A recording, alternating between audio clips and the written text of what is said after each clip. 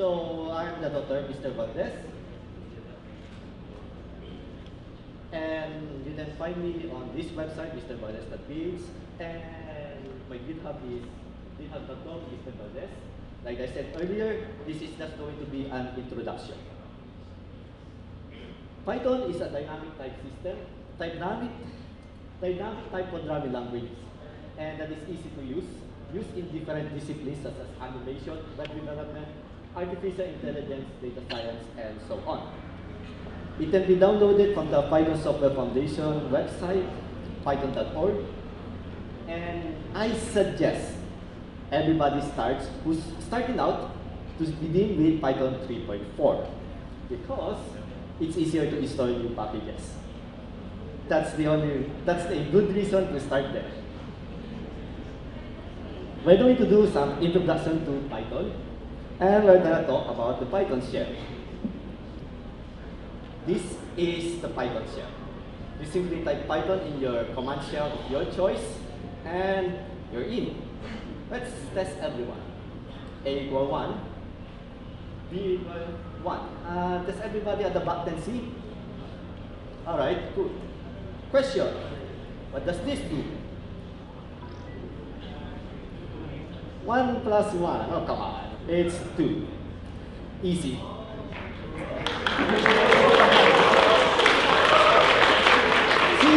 Equal to 1, D is equal to 1. I ask everyone, what is 1 plus 1? That's not right, isn't it? It's supposed to be. The answer is 1, 1.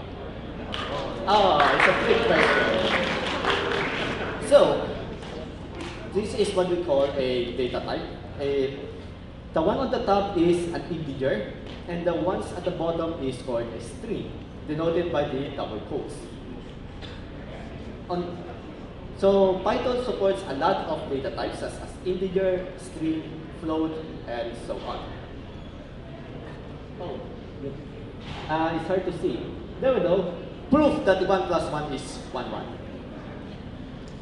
Come on, the computer can't lie. It computes. Question. What is A plus C?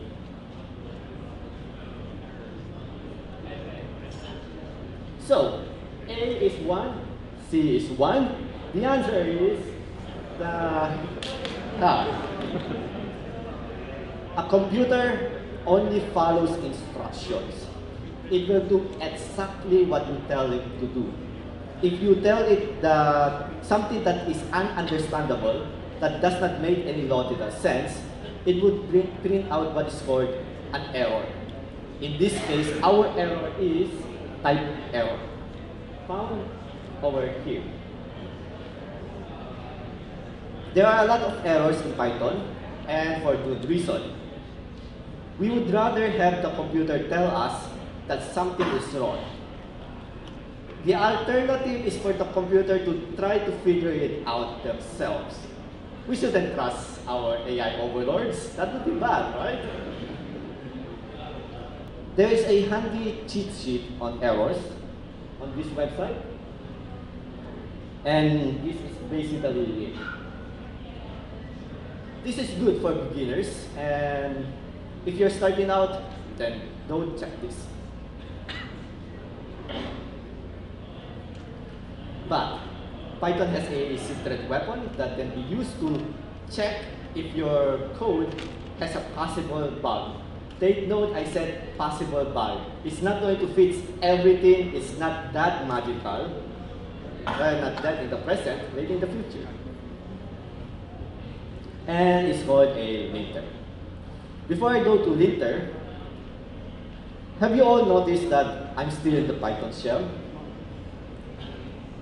Does it make sense if you, the programmer, would go into your end user and ask them, please go to the Python shell and type in our program? That doesn't make sense. So instead, what we programmer do is make a source code.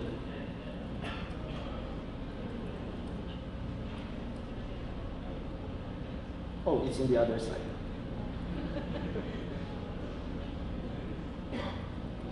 So let's do something like this.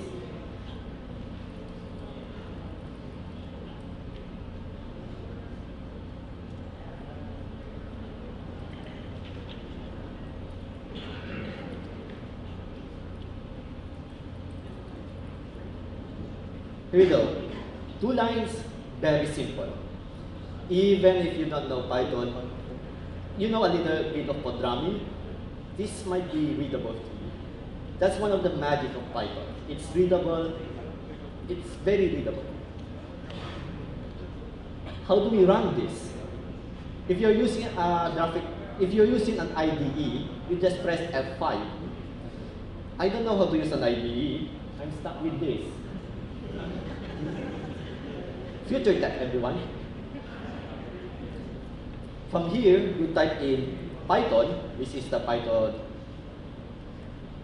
What do we call this? Runner, scripter. One that runs Python. A Pythoner.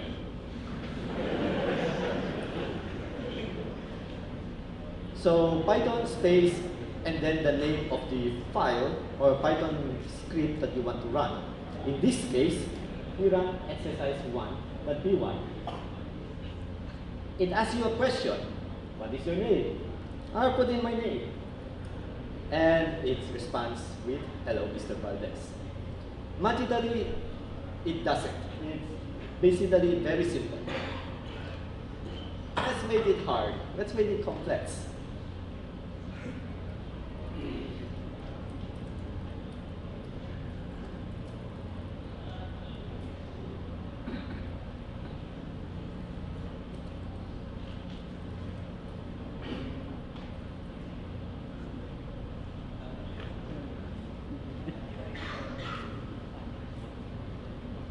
Just pretend that's one line. Here we add a new variable, which is, rather a new line. We're asking for the age of the user. And we just say, hello, you are blank years old. Hello, blank, you are blank years old. Let's give it a try. So my name is Mr. Valdez, and I'm 16 years old. Never lies. What, nobody believes me? It just works. Let's go to the next step. So far I've introduced variables, some common data types, some errors.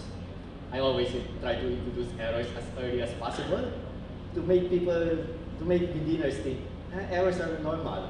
There's nothing to be afraid of that. You should never be afraid of errors, everyone. It's part of life, and everybody makes mistakes. The computer just does not care. I've introduced 2 functions. What are those? Print is a function. What does it do? It outputs a string. We have a format function here. What does it do? It replaces those curly brackets, curly braces, curly brackets, those mustaches. Yeah, they have mustache, look. See? That's what it do. It's curly braces. It replaces the curly braces on the left side of the function with the variables on the right side of the function. Let's make this complicated even more. In programming, you have what we call code paths or code branches. Because a program doesn't just start from the beginning, go straight to the end without any checks. So let's add an if statement.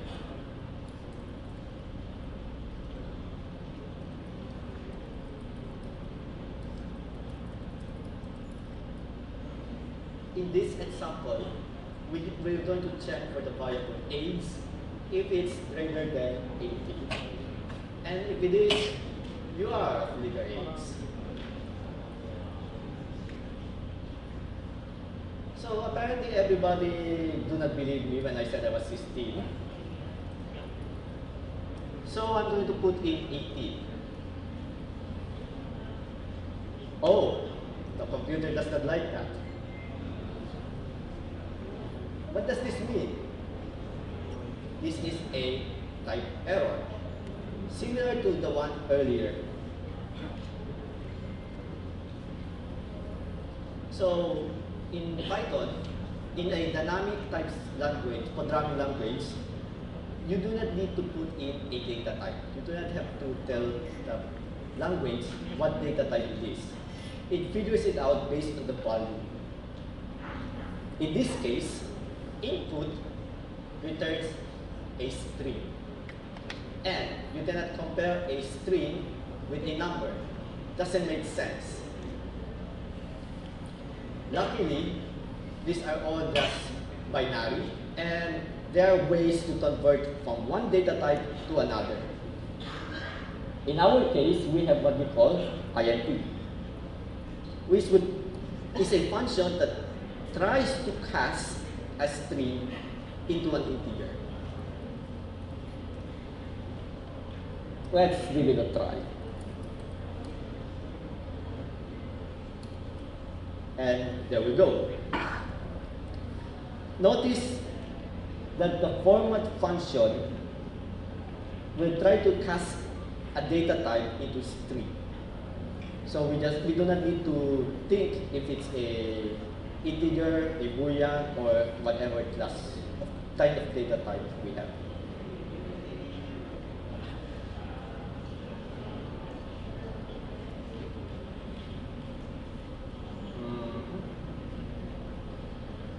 So let's try some error handling.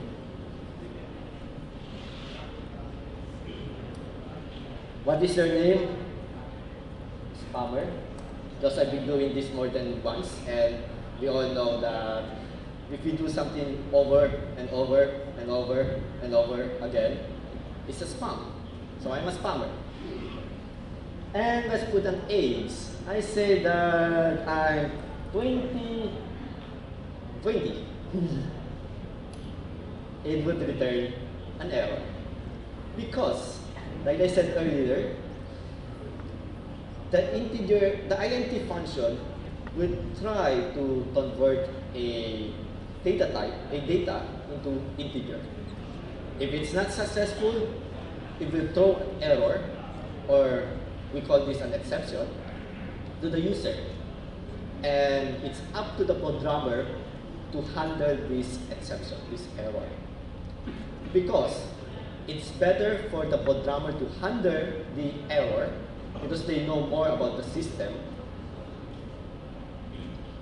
It's better for a programmer to handle it than let the computer do whatever it wants. That's what happened in the future. That's what might happen in the future, apparently. I wouldn't know.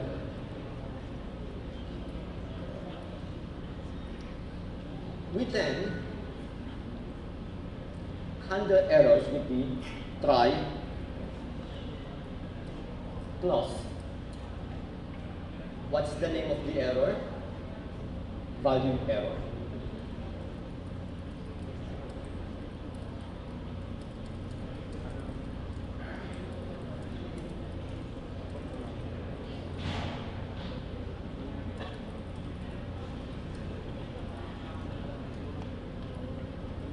There we go.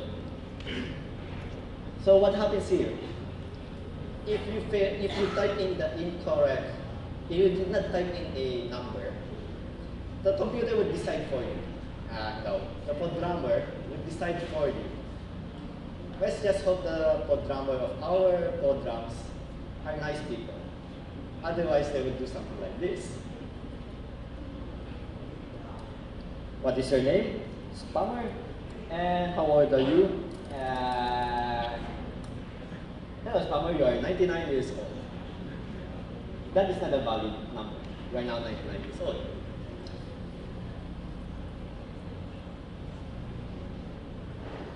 Finally, we have what we call a emitter.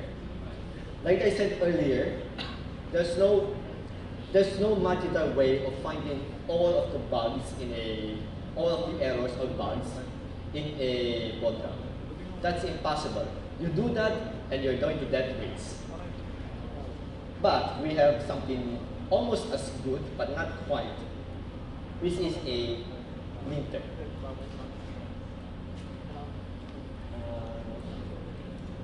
So there are a lot of linters, such as PyFlakes and PyLint. I believe PyCharm has their own, and Visual Studio for Python also has their own linter.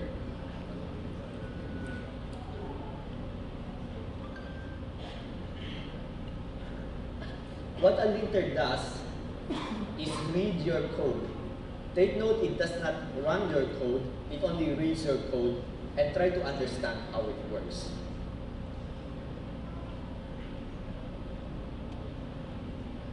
So there's no errors or there's no problem here that PyFlakes haven't found so far. Now, let's go to the next exercise.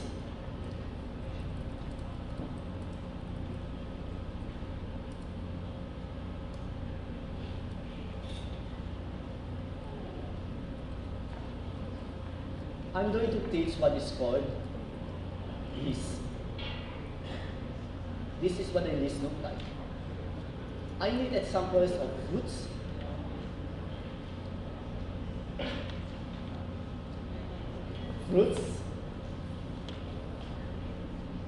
durian, banana, I don't know how to spell guava. Guava.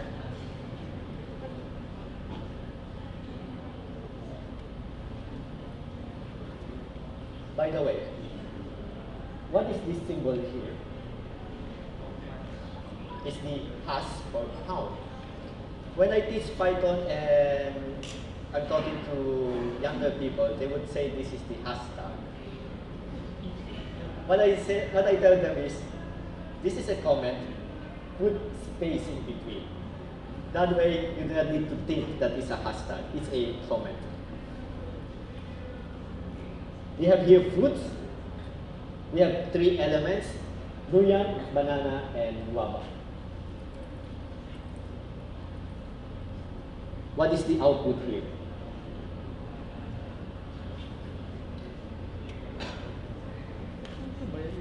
Durian, banana,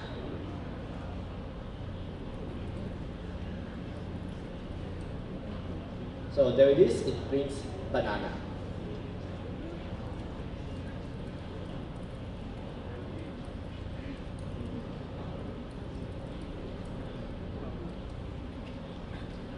This is what we call the for loop. It's basically a loop that tries to iterate each element in a container. In this case, we're trying to get each fruit in the fruits. Programming tip for everyone.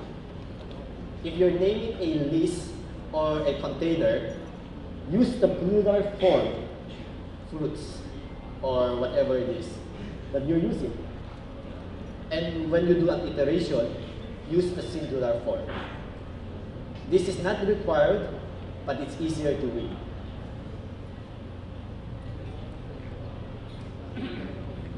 There we go. I like durian, I like banana, and guava. So far, it's easy. What else can you do with a group of fruits? I mean, a list. We can remove, and we then add or append. In this case, we're going to remove banana and append apple at the end of the list. There we go. I like durian, guava, and apple.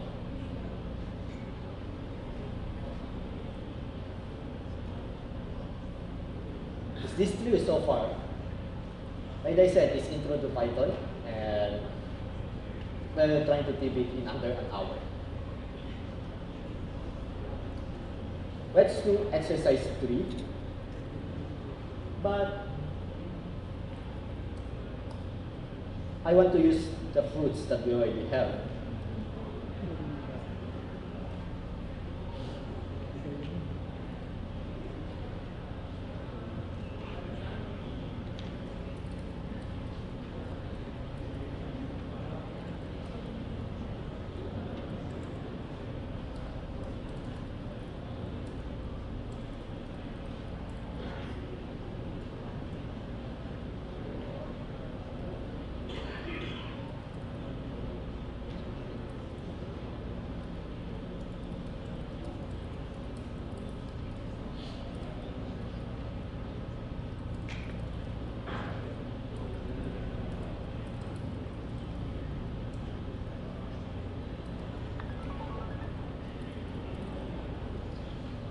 Okay, I'm going to introduce how to make a function. As a programmer, you need to make your own function.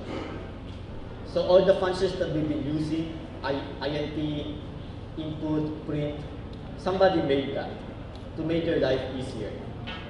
As a programmer, you want to make the life of your coworkers easier. That's why you make functions.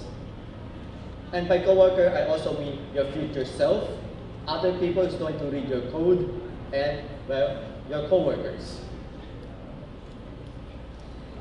This is a simple function. It just displays a list. And we set as parameter the fruits. Before we send the fruits, we're going to sort them. So what do you think is the final answer? What comes first? The banana or the guava? The banana. And then the durian.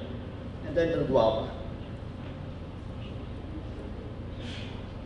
Very simple so far. Now, let's do exercise 4.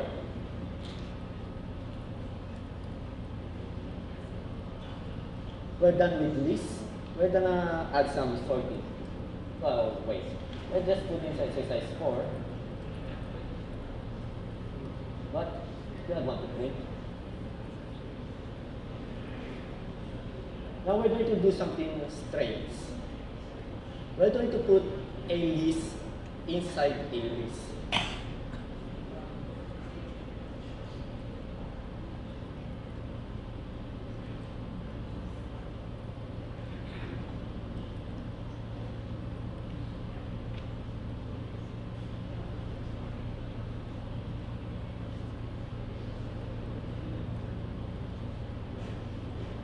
A list can contain a list, or more accurately, a list that contains any data type. A list is a data type, so you can have a list of a list. And you can also have a list of a list of a list. But that's crazy talk. What happens if we sort this? What goes first?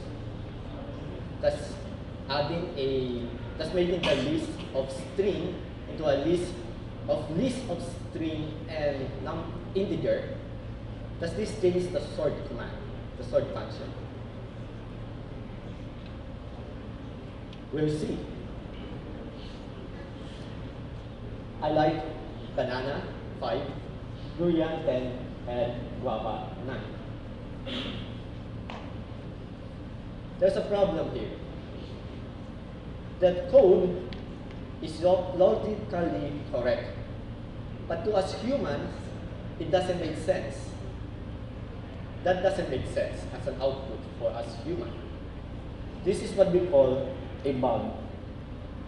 When something is logically correct, but to humans, it doesn't make sense.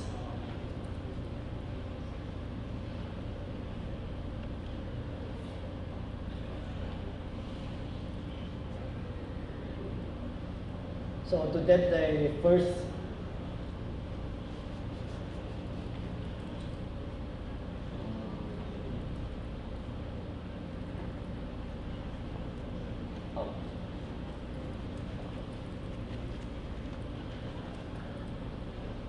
So in this case, we're basically we're trying to extract the name, the first element, and then show that out.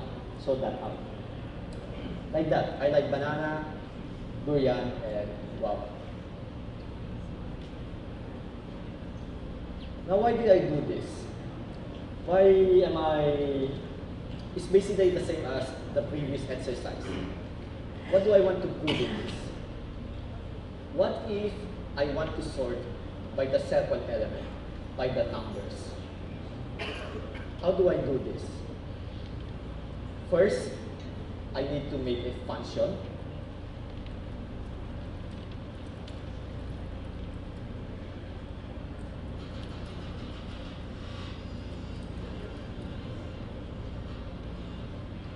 So this would return the second element, or index 1 of the element, which in this case would be this column over here. And in sort, we put this in.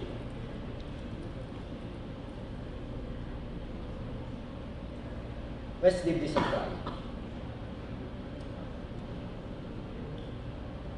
So banana has a rank of 5. So this goes first, and then guava, and then durian, which is how it works over here. How did this happen? In a dynamic type language, a function is a data type. You can send a function as a parameter or as a variable.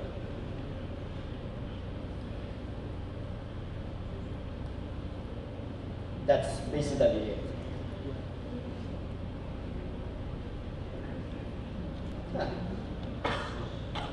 Anonymous functions. That's the next one. Anybody here heard of anonymous function? Oh, anybody here knows what anonymous means? It means no name. Although some people call themselves anonymous because apparently they have no name. How do we do anonymous functions in Python? So notice that we have one function that does only one thing. It returns the second element of a list. We can, instead of sending a function, we can create an anonymous function, which is a function with no name. And it looks like something like this.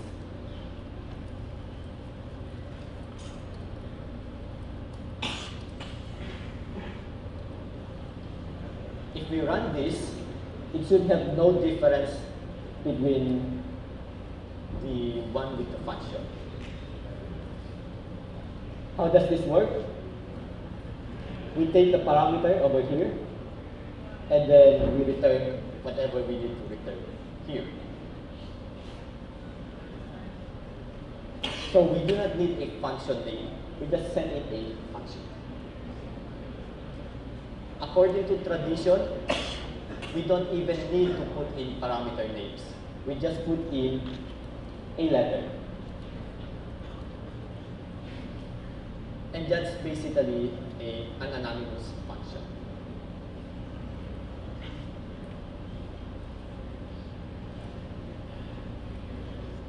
Let's go to exercise 5.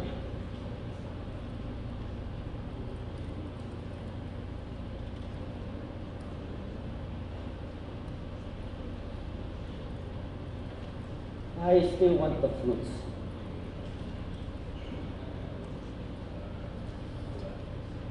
In programming, you don't get everything.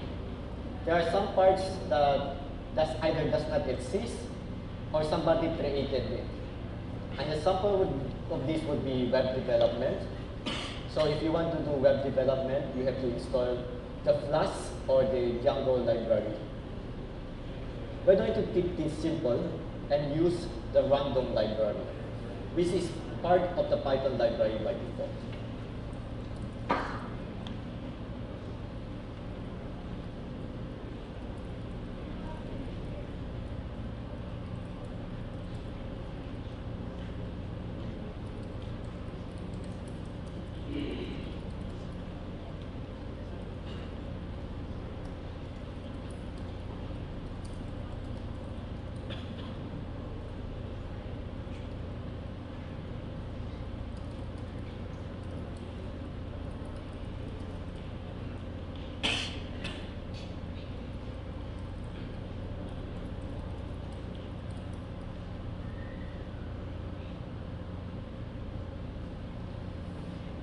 also introduce here what we call a multi-line string. A multi-line string is exactly what it sounds like. A string that has new lines in between. If you do this with just a string, it would return an error. So, oh, I just noticed a bug.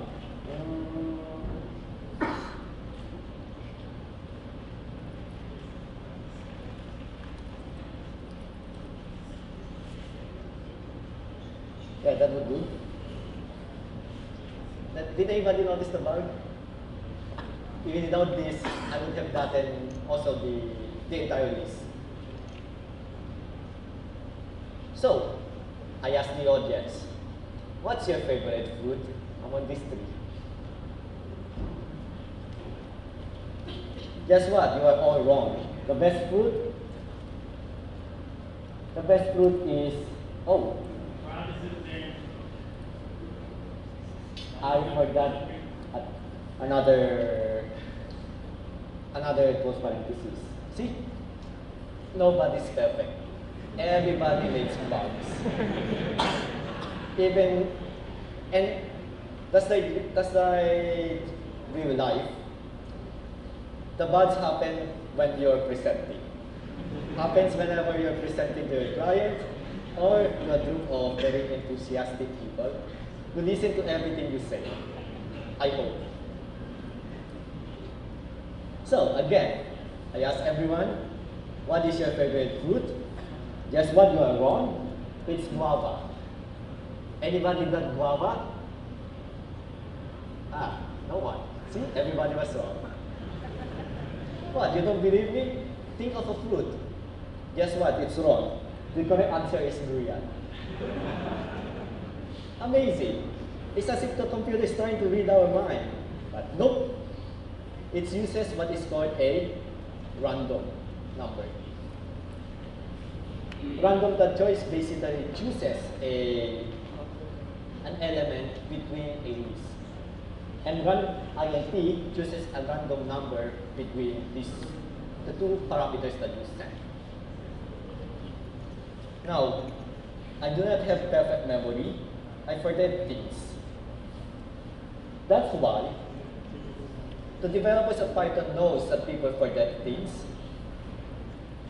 So they also included a help function. Go to the Python shell and import whatever library that you want to import and ask for help. It will list down everything you need to know about that function, such as if you're going to use pattern distribution, choices, and so on. To exit, press Q. Or if you have internet, just go to Stack Overflow and ask there. Either way, both are fast. Like I said earlier, it's impossible to teach everything in under an hour.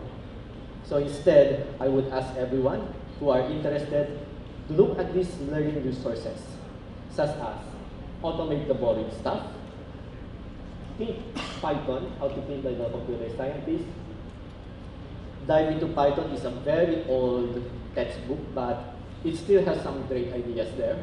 Just remember that it uses Python 2, so take that into consideration. Non-programmers tutorial for Python 3, and one of my favorite ways of learning Python is with a game. I told them one, I did this earlier. I'm going to introduce a game called Injection. You can find that game Injection on this website. What does it do?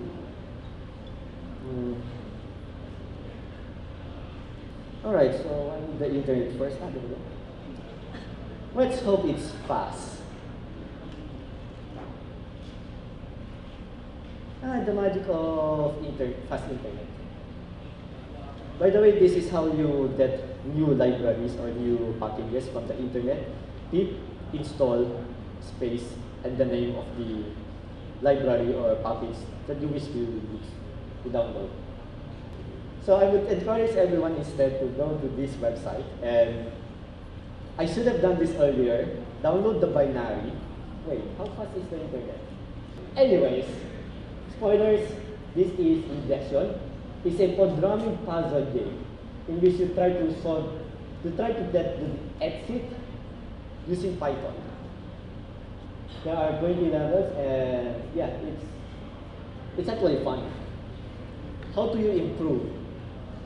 You improve by doing toy projects.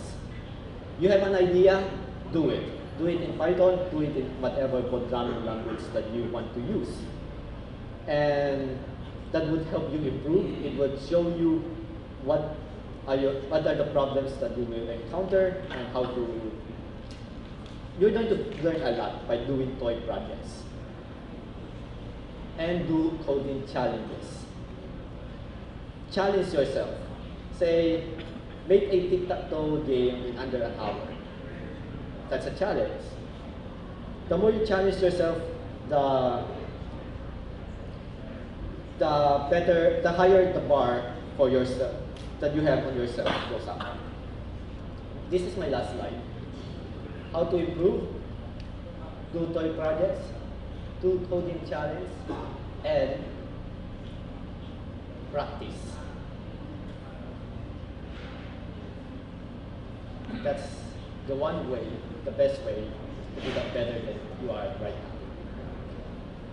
Thank you, and does anybody have questions? Yes. The number 1 in double quotes and then add an integer, and it doesn't work. And how come when you a number in double quotes and then asterisk a number, it works? Asterisk a number. Yeah. And oh. How is it different? So this code, is this it? I mean, the other one. The next one. If you type a number in double quotes and then add a number in integer, it doesn't work. And then compared to a number in double quotes and then multiply it by an integer, it works. Okay, I'm trying to remember which one. I think you did it in Python. Oh, that's right. Python shell. Good question. A, 2, C.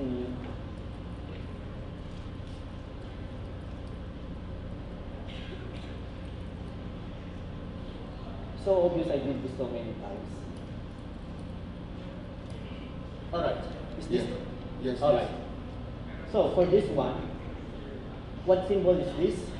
It's the plus symbol. It's not the addition symbol, it's the plus symbol. If you use plus symbol, and on the left and right side are numeric, this becomes the addition operator.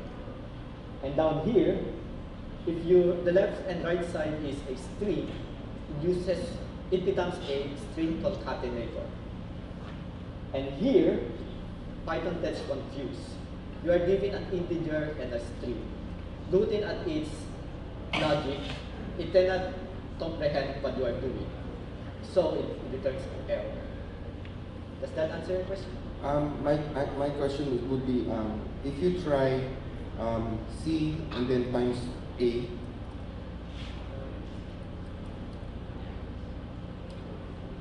it works? I get it. Nice question. So let's do 1 times 1. This would return a string of 1. Take note this is a string, we can check. We can also check this. So C multiplied by A returns 1. And the type is string. Let's do it this way. Let's put in span times 1, times 2, times 3, 4, and what is 10 times 10? This is the asterisk symbol. If you have a string on the left side and an integer on the right side, this becomes the repetition operator. Does that answer your question? All right, thank you. Any more questions?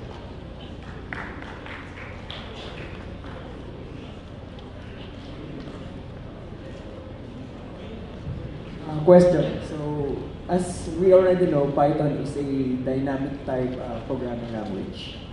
And if you're working with a very large code base, and for example, you have a function that has a lot of parameters, it's sometimes painful on how to determine if this parameter, would I pass an integer or a string? So, any idea or advice on how to manage that? Okay, I like this question. Let's see now. Let's open exercise 3. Okay, so first we can do what is called type hinting in Python. It's available on 3.6 onwards. So here you can say that the parameter name has to be a string. Oh, sorry, this is hint. So this would just, this wouldn't give an error. This would just, it's basically a hint. My answer is, with great power comes great responsibility. And dynamic types in programming languages gives you great power. Let's be responsible. I'm sorry, I know that doesn't answer your question very well. Although Python has introduced type hints to at least tell the end user programmer that, hey, maybe you want to use a string here. The truth is, it's not easy. A programmer can do whatever they want. An end programmer, an user programmer, can do whatever they want. Unfortunately, like I said, there's no easy answer. I've seen some LinkedIn programs that try to figure this out, but it's not perfect because a variable can change data type in between calls runtime. So there's no easy answer for this. Okay. Alright, any more questions? Yes.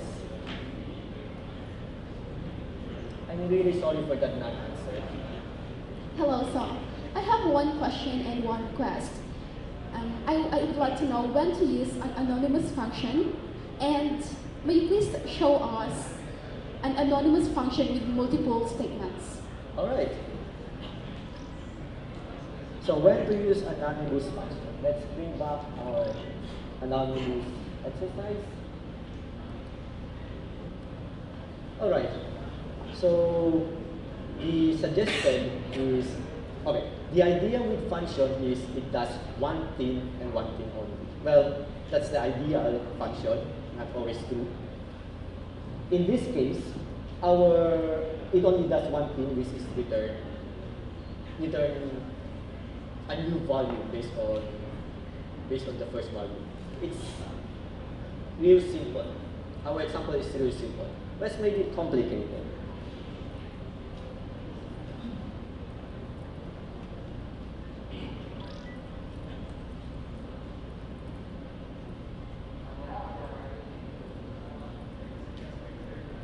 Alright, I don't know how many lines of code that is already, but at work, it's very normal for you to work work with code with a lot of lines. Imagine, if you will, you go here and you see this function. It says dead rank. Where is dead rank? Maybe I should go up. Where is it? Oh, there it is. What was the code again? It's down here. Oh, what was it again? Down up here, down there. That's confusing. So one use of anonymous function is to put the logic of that function in one place. In this case, in this line here. So you don't have to go up or down or look whatever that function does. That's one way of using anonymous function. The other way, this is just a simple function, and if you all noticed earlier, I hesitated in naming the function. It is hard to name function. one time it took us an hour just to come up with the name of a project. And this is just one function. So instead of thinking of a name of a function, we just say, it's good for just one thing and one line. Let's not give it a name. Let's just use it this way. Does that answer your question? Python 2 and Python 3, which one is better for you? Oh, let's see now. I'm going to try to be practical with this.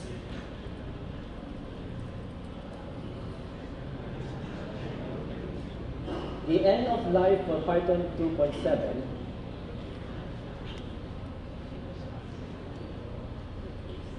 well, do you really want to go to Does it only work in 2 ways? To be fair, I understand why people still use Python 2, to be fair. There are a lot of libraries that are still in Python 2. And I've read a lot of posts in this. People's life depended on Python 2. What do they? So there are some Python libraries. So if you're using this, well, you only have 2 years. I've read some posts that looks for alternative libraries that supports Python 3, or they port the library itself to Python 3.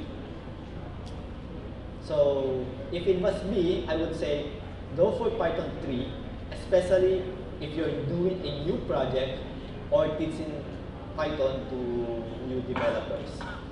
Why? Well, it would give a bad taste if you teach a student Python 2 and they find out when they graduate at the end of life. Does that answer your question? Okay. Hey, injection, the game. Alright, let's give this a try. Start the game, spitting in the dirt. So I can move around, and the objective of the game is not going to be exit down here. But there's a wall, and enter your 20-word authentication page. Let's see now, I think it's Hunter 2. No, doesn't work. So if I'm the @ symbol, where's my mouse? Okay, I'm the @ symbol and there's a equal sign. For those who play road lights, this is basically it. And you can step on the plate and it triggers a function. And you need to enter the correct passphrase to get through the exit, which is that symbol to the right, which is blocked by this door. So how do we get through? We bring up the Python terminal, and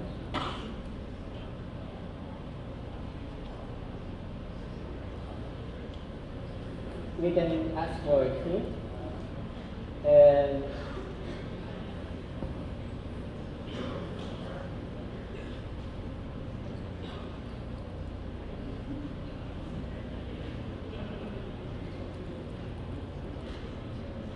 we can look at what are the variables in the universe. We can see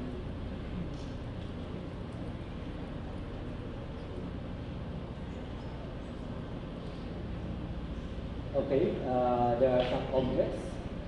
What are these objects? The keypad. That's interesting. So what does this contain? Oh, there's the key phrase. I can see it over there. That's the key phrase.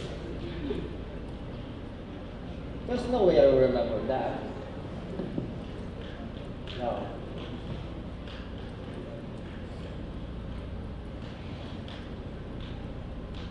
Oh, come on. And then let's go here.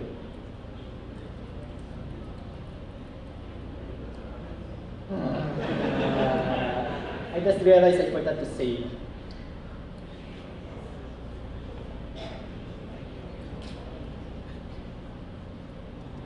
You know what?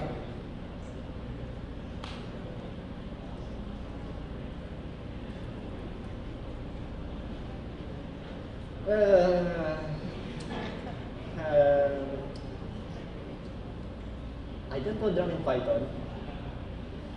Anyways, this is just a puzzle that is up to you to solve. I already gave a hint that you need to save it to change that. I swear I solved this a few months ago. Anyways, that's it. Thank you very much for giving it. Thank you very much.